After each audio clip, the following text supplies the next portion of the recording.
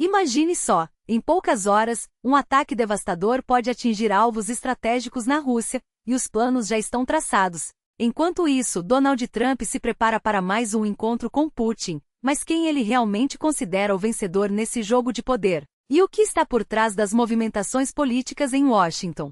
Do outro lado, Lukashenko negocia nas sombras sem Moscou saber, e o Kremlin não deve gostar nem um pouco do que vem por aí. Enquanto isso, a OTAN avança em sua escalada. Bilhões de dólares já estão sobre a mesa, prontos para serem injetados em uma guerra que não dá sinais de trégua. E não para por aí. Uma tragédia envolvendo trens deixou dezenas de feridos, e as primeiras investigações já apontam causas preocupantes. Mas as notícias não param. Nesta edição especial, você vai descobrir os bastidores dos acontecimentos mais urgentes do dia. Desde os ataques russos em Kharkiv, que atingiram até mesmo um hospital, até as negociações de paz no Oriente Médio, onde Trump surge como peça-chave em um acordo histórico. E tem mais, a tensão entre Turquia e Israel quase sabotou o encontro, enquanto a ausência de Netanyahu deixou margem para dúvidas sobre o futuro do cessar-fogo. E como se não bastasse, Trump não perdeu a chance de interferir na política europeia, elogiando Viktor Orbán em um momento crítico para o líder húngaro.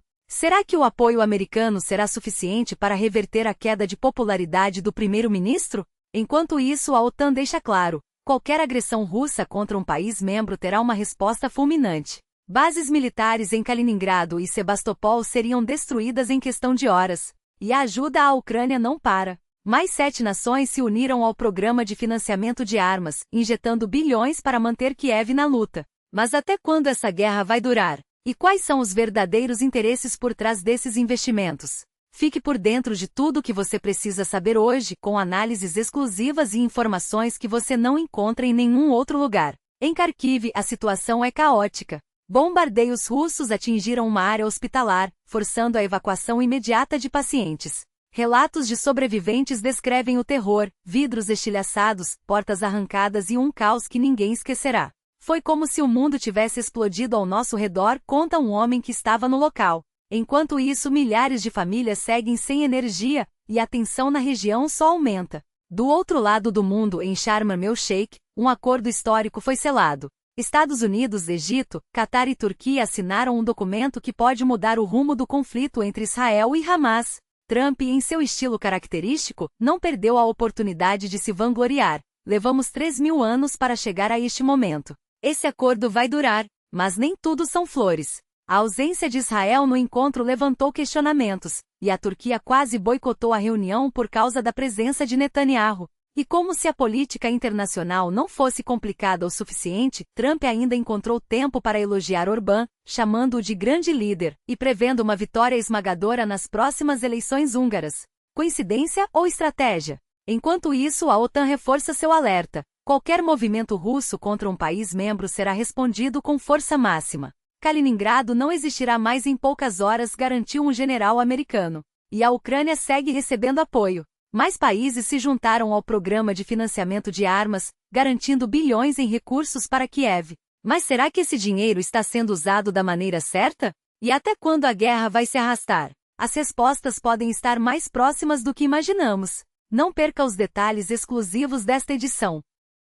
Enquanto Moscou calcula o custo de uma guerra que já ultrapassa todos os limites da previsão, os números revelam uma realidade brutal. Especialistas da Escola Superior de Economia estimam que entre 2022 e 2024, a Rússia já desembolsou entre 140 e 144 bilhões de dólares apenas em reparações e compensações parciais à Ucrânia. E o pior, o valor não para de crescer. Com mais um ano de conflito, analistas projetam que o prejuízo pode chegar a 1,5 trilhão de dólares, ou até 3 trilhões, dependendo da duração da guerra. Mas o Kremlin enfrenta um dilema ainda mais cruel: pagar ou perder. Se aceitar as indenizações, a Rússia assume a derrota e abre precedente para confiscos ainda maiores. Se recusar, vê seus 300 bilhões de dólares congelados no exterior, dinheiro que poderia salvar sua economia em colapso, se transformarem em um espólio permanente. E não há saída fácil. Kiev já deixou claro que não devolverá um centavo enquanto os ativos russos não forem liberados. Um impasse que só beneficia uma parte, a Ucrânia, que mantém o dinheiro e ainda exige mais. Enquanto isso, o fronte não dá trégua. Kiev aposta alto em mísseis de longo alcance e sistemas de defesa aérea de última geração, numa corrida desesperada para conter os bombardeios russos que devastam cidades inteiras. Cada dia de atraso na entrega dessas armas pode significar centenas de vidas perdidas, e Moscou sabe disso. Por isso, a pressão sobre os aliados ocidentais só aumenta.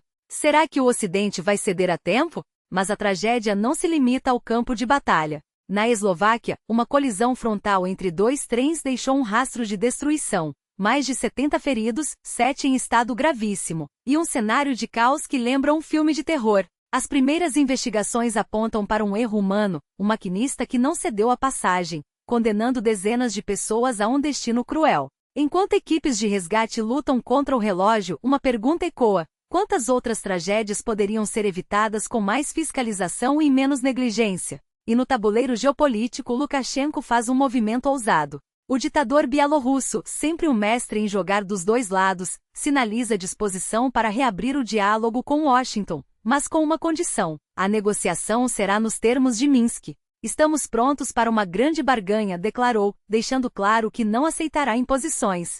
De um lado, suas demandas. Do outro, as nossas. E tudo precisa ser justo.